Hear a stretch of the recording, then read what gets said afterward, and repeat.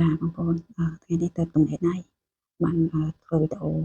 ដោយសារថ្ងៃនេះចូលចូលលើបានទំនេរដៃតិចមកយូរវីដេអូបងប្អូនកំកកម្មការនេះគាត់បានលេងបែបជាប្រៃអញ្ចឹងបងប្អូនដោយសាររោងចក្រថ្ងៃនេះពួកគាត់គឺជាថ្ងៃធ្វើការថ្ងៃចុងក្រោយអញ្ចឹងរោងចក្រគាត់ឲ្យបងប្អូនសម្រាប់កន្លះថ្ងៃពេលថ្ងៃដើម្បីញ៉ាំអាហារជួបជុំគ្នានិងលេងបែបជាប្រៃនេះគឺជាល្បែងវីកអននឹងរើសយកคลิปនេះដើម្បីយកមកធ្វើជាវីដេអូមានคลิปច្រើនអ្នកខ្លះក៏គេថតបាននោះពេលវាខំម្ដងគេប្រវល់3 4ជុំហើយបាទជាវាដល់ឋានប៉ុណ្ណោះនឹងវាទៅដល់ណាទេគឺខុសទៅក៏តំបន់គ្នាខ្ញុំមើលពីនឹងថាសោយអានេះចូលល្បែងជិះព្រៃទី2ខ្ញុំគ្នាលេងដំណាំទឹកឈើហ្នឹងក៏សប្បាយមួយយ៉ាងមានបងប្អូនខ្លះក៏តាមទៅតាមមកទៅក៏ដួលតិចតួចចឹងណាតែពួកគាត់នៅតែបន្តការលេងដោយសារសប្បាយបងប្អូនទោះជាដួលតិចតួចចឹងគាត់ក៏អត់អីដែរគាត់នៅលេងបន្តថ្ងៃនេះគឺជាល្បែងជិះព្រៃទី2ហើយអ្នកខ្លះក៏ពុំញ៉ាំអីទៅខ្លះពុំរាំទៅអ្នកខ្លះពុំលេងជិះព្រៃចឹងទៅ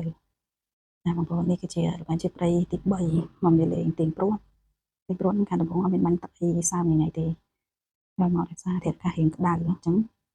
មានអ្នកខ្លះគាត់កំពុងតែជួយបាញ់ទឹកឲ្យត្រជាក់តែវារៀងល្អតិចតែពួកគាត់នៅតែបន្តលេងទាញ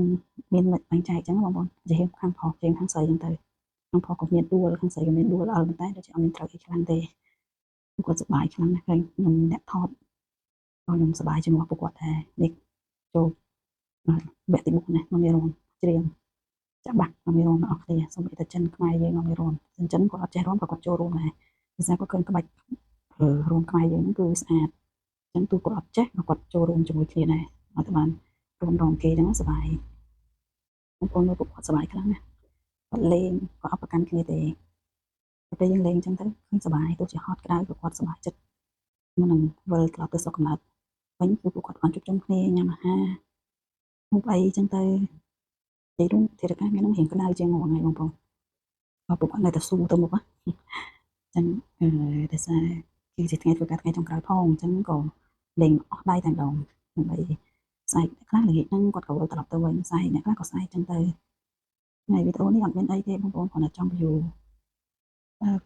ការរៀបរួមលេងសប្បាយកម្មការងារអញ្ចឹងបងប្អូនថ្ងៃគាត់ពេលខ្លះខ្ញុំពិពណ៌នាទៅវាមានចន្លោះខ្លះសូមអត់អរអភ័យទោសឲ្យផង